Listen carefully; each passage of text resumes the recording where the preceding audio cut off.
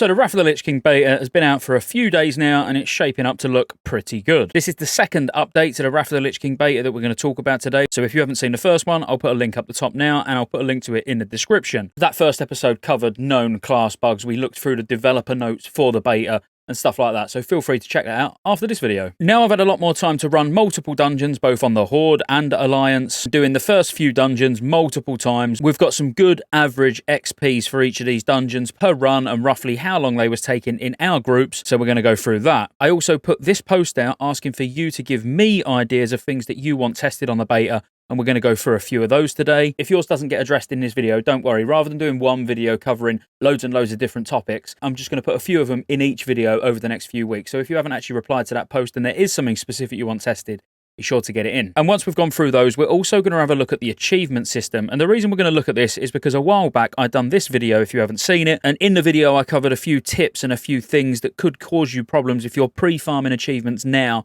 ready for the pre-patch, and most, if not all of that video rings true. I'll also put a link to that in the description. Before we get into all of that, a quick word from our sponsor, Cyberpower. If you're fed up with playing on a potato and think it's actually time to upgrade your PC ready for Wrath of the Lich King Classic, look no further than Cyberpower. With Cyberpower you can use the PC by game option to simply pick World of Warcraft and have a PC expertly built for a low price, which is built with World of Warcraft in mind. If you wanted to get more into the nitty-gritty, you can use the Build My PC tool, and from start to finish with 5 easy steps, you'll have a fully custom PC built to match your needs. Simply click Start Your Build, choose whether you want desktop or laptop. Of course, we want desktop. Choose a budget that suits you. For example purposes, let's go for £700 and see how much bang for our buck we can actually get. Pick one or multiple games that you like the look of or that you intend on playing. What brand do you like? AMD, Intel? If you've got no preference, simply select them all. And now, are you in a rush? Do you want this PC tomorrow, or are you happy to wait for something fully custom? Let's see what we can get tomorrow, because I don't like waiting.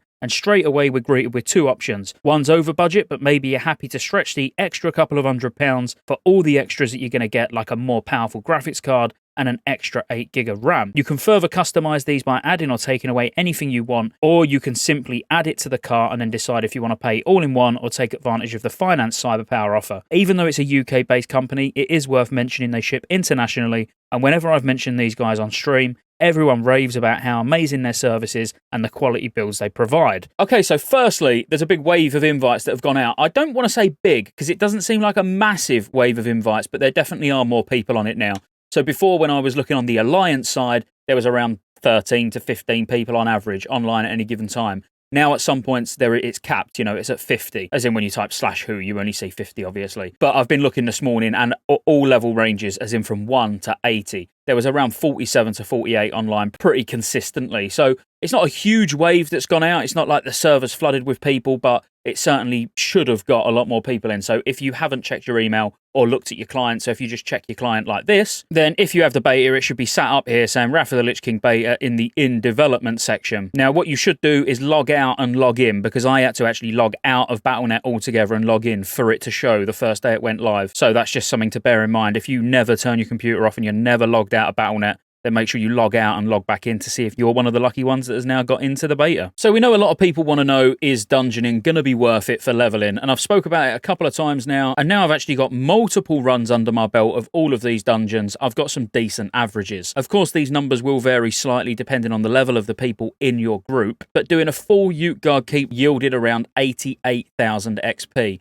And we was doing a full run in about 15 minutes. Our group, however, we didn't have a healer. We was literally running with a boomy healing. So we had Warlock, boomy, feral DPS, and double DK. Probably not the ideal group setup, but still we could do a run in 15 minutes. That was with some scuffed pulls, the odd death where we had to stop and res. So by no means was it like a run that was absolutely perfect, but doing it in 15 minutes was still comfortable. And as I say, that was around 88,000. We took exactly the same group again, but went over to Azjol where we got around 68,000 for a run, and that run was around 15 minutes again. But it is a bit more of an irritating dungeon. When you can go into Utgard Keep, which is just so much more comfortable, so much more trash, and obviously that yields far more XP, being 88k, over 68k, unless you're just going in there to get your quests done, isn't something that I would advise. And for the Nexus, I was actually on my Horde Druid, which was freshly created with 0 XP, and I got around 127k for a full run. Now, the full run did take about 30 minutes, so you would expect more XP, but you could probably get the time down a lot if you was to really push hard. And actually, if you could whiz round this place in 15-20 minutes, it's probably a very, very good place to go. In fact, it's one of the things that I do want to do on the beta in the next coming days is get a group where we literally try to speed run Nexus as quick as physically possible. Because as I say, if you can get that 127k, but instead of 30 minutes, you could get it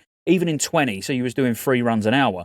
That's a lot of XP. And that's about it. They're really the only ones worth worrying about. Just for a bit of fun, we did also go and do Old Kingdom, which is obviously really for like level 75 plus realistically. And we done it as a full group of level 70s. We got about 106k XP, which is not that much, but it took a really long time. I think we even wiped once as well. So you're probably talking 35, 40 minutes, maybe even as long as 45 minutes.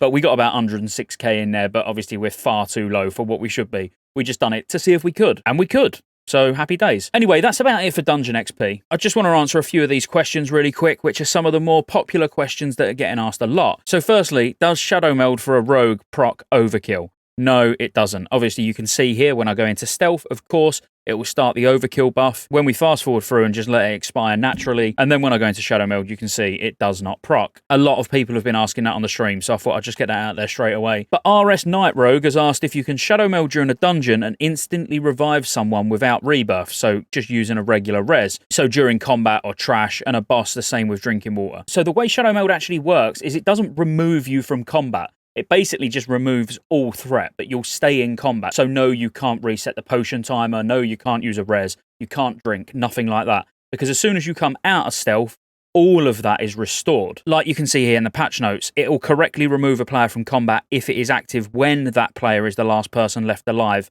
that creature hates. So basically, if you're fighting a boss, everybody dies. If you use Shadow Meld, then of course it takes you out of combat. But if you Shadow Meld mid-fight when there's somebody else alive, so there is somebody else still on that boss's threat table, then all it will do is as soon as you come out of Shadow Meld, it will restore all of that threat. But if you remove all that threat when there's no one else on the table, there's no one else for the boss to hit, so you can use it essentially as a vanish or a feign death to save a corpse run, basically. T-Biz asks, what's the quickest path to Dalaran? Is there a way to get there at level 70, or is it the level 74 quest line the only way? So ultimately, the only way is at level 74, yeah, getting the quest to be able to get in there. But obviously, mages can get there at 71, and they can portal at 74.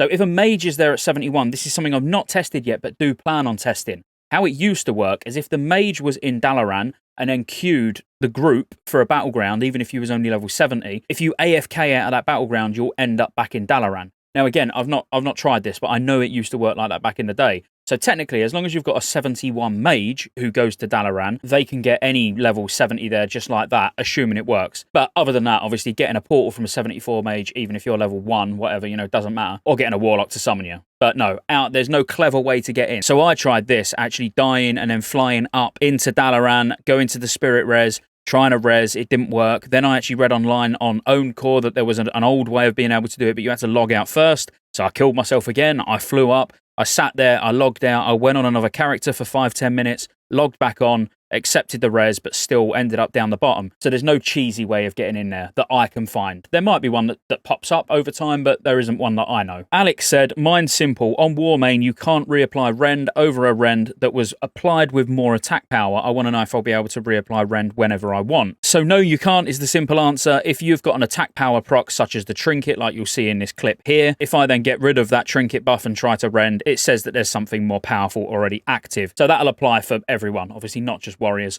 Feral, if you're trying to reply rip, it won't let you reply rip if you've already got a bigger rip up, but I see that as a good thing. I didn't actually mention this at the start, but we haven't really looked at the group finder properly in-game. In the first video, I glossed over it because there was no one using it, but now we've actually got more people on the server. We'll have a look how it actually looks like now and how it works. So my interest, so I'm a DPS because I'm a feral DPS. Obviously, I might decide that I want to heal as well with my off-spec or whatever, but you literally look for what you want to do. So I want a dungeon, and then we can check which dungeons that I want to do, and then people who are forming groups will then be able to see me, and I can put my comment in here saying, very well geared, or I'm a noob, please carry me, or whatever I want to put in there. So if we go to the group browser and then go category and dungeons, we'll be able to see everybody who's actually currently making a group and what they need, or, people who are looking for a group. So we can see Esquire here, who does huge deeps, self-proclaimed. Love it. Cheers, Esquire. So we can see Esquire is, you know, one member, so he's on his own, and he's looking for Old Kingdom, as Jolnero, Drakfaran, Gundrak, Halls of Stone, Violet Old. So he's looking for all the higher ones because he is level 76. Then we've got Flynn, level 72 Paladin. You can see that he's a Paladin tank because you can see it next to the level 72 at the top right there, and you can see obviously there that Esquire is a DPS. Now you can see here that there's a group of 3 DPS and 1 tank, so they're just looking for a healer. So if you was a healer, you could just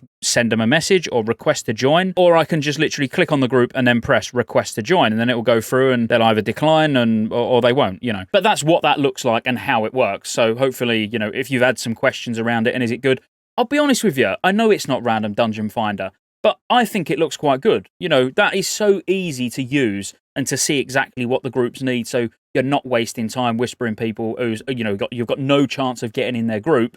You can quite clearly see in live, you know, real time, whether it's worth you even messaging them or not. So I'm not against this. So finally, achievements. Now, what I said back in that video that I was talking about earlier is that there'll be some achievements that you just won't get credit for because you need things such as loot from a final boss for it to actually register that you've cleared the place, or a quest to kill the final boss in a dungeon or something like that. You know, you need some form of credit on your character for it to flag as complete. So if we go to Dungeons, for example, and then we go to Classic, you can see Rage Fire Chasm, I'm an Alliance Druid, there's no chance I've done that before. Dead Mines, I absolutely have done many times. Shadowfang Keep, I've done. Black Fathom Deeps, I've done. Stormwind Stockades, of course I've done. Razorfen Crawl, Gnome Ragon. I mean, I've had this character since Classic, you know, 2019. It was my first character the day the server went up. Of course, I've done Gnome Ragon. I was a Feral Druid. Razorfen Downs, Scarlet Monastery, Oldham. You can see how many I'm missing. And the same goes for Burning Crusade. There's some here where I've got like the heroic achievement for the dungeons, of course. But then when we go down, it's saying I haven't done Blood Furnace, Slave Pens, Underbog, Orkanai Crypts. You know, it's not flagged up any of these. Now, I know there may be a more robust system in place when it goes live, but my advice, and I know this is a bit risky because I might be giving you advice which you then go and act upon and it was unnecessary, but what I would be doing, if I was only playing TBC at the moment and didn't have a lot of things to do, I'd be trying to just get an item off of the last boss of these heroics. You know, go and do some heroics, and if it doesn't work, you've got some badges from it or something anyway. You know, it's not a complete waste of time, but just go and do these places and get an item from the last boss so you get credit for it. Now, again, I don't want you coming back and flaming me if it turns out you didn't need to do that. If we're going from my character being copied to the beta, you can see there's a lot of achievements missing, which I absolutely have done. But that's it, guys. I hope you enjoyed the update. Remember to go over to Rested XP and get your Northrend leveling guide for when this goes out, so you can get the pre-order now for the 70 to 71 guide in the pre-patch. Like, subscribe, roll the outro. There's lots of ways you can support the channel to keep me here putting out World of Warcraft content and covering all future MMOs. Consider joining the channel as a member. You get access to emotes, everyone will know you're a member when you comment on future videos because you get a nice icon next to your name, and you get access to members-only videos, which I'll be putting a lot of on the channel throughout the year. Additionally, there's a Patreon link in the description as well. Thank you for watching all the way to the end, and I'll see you on the next one.